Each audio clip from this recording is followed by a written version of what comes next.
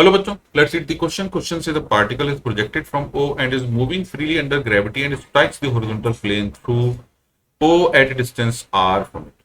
Then which of the following is incorrect? Number one, there will be two angles of projection if Rg is less than u square. Number two, there will be more than two angles of projection if Rg is equal to u square. Number three, the two possible angles of projection are complementary. And number four, the product of two times of flight for two directions of projection is 2r by g. अब जैसा कि हम जानते हैं particle को हमने अगर फेंका है तो अगर हम दो अलग अलग एंगल्स पर फेंकते हैं और उन दोनों का सम है θ1 plus θ2 is equal to 90 degree, तो रेंज हमें मालूम होती है यू स्क्वायर साइन 2 थीटा, तो हम पहले 2 θ1 ले लेंगे अपॉन जी और दूसरे के लिए रेंज ले लेंगे R dash is equal to U square sine 2 θ2 upon G.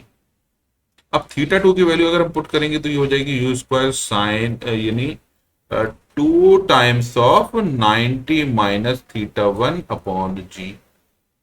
Solve करने पर ये आएगा U square sine 180 minus 2 θ1 upon G, it is equal to U square sine 2 θ1 upon G. तो दोनों रेंज हो जाएंगी सेम, यानी ये रेंज भी हो गई आर के बराबर। तो ये दो पॉसिबल एंगल के लिए रेंज हो जाएगी सेम। अच्छा, दूसरी बात हमें मालूम है रेंज की वैल्यू है U square sine 2 theta upon G. तो 2 थीटा की वैल्यू यानी साइन 2 थीटा की वैल्यू जो आएगी it is equal to g r upon u square, और साइन 2 थीटा की वैल्यू लेस देन 1 होगी दो एंगल्स के लिए ऑब्वियसली, यानी दो एंगल्स के लिए वैल्यू सेम आएगी क्योंकि यहाँ 2 थीटा है और उन दोनों एंगल्स का सम 90 डिग्री होगा। तो इट इज लेस देन 1 यानी G R is less than U square. तो हमारा पहला स्टेटमेंट सही है, दूसरा हमारा गलत है क्योंकि theta is equal to 45 degree पर सिर्फ एक ही एंगल पर ये वैल्यू आएगी।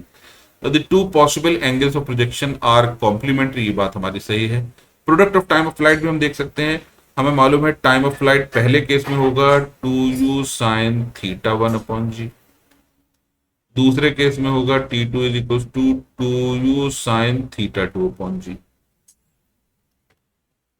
क्योंकि θ2 की वैल्यू आएगी हमारी 90 माइनस θ1, तो हम बोल सकते हैं साइन θ2 इज इक्वल टू हो जाएगा sine 90 minus θ1 which is equal to cos θ1। Cos θ1 बोल दिया, यानी ये टाइम t2 की वैल्यू हो जाएगी 2u कॉस θ1 अपॉन जी। तो t1 मल्टीप्लाइड बाई t2 हो जाएगा हमारे पास 2 into 2u square sine θ1 cos θ1 upon G square, यानी g इंटू जी, जो कि होगा 2 इंटू आर अपॉन जी, क्योंकि रेंज की वैल्यू है 2u square sine θ1 cos θ1 upon G. तो हमारा फोर्थ ऑप्शन भी ठीक है। तो हमारा सही आंसर है 1, 3 एंड 4, तो गलत ऑप्शन हो जाएगा हमारा second. I hope you understood the solution. Thank you.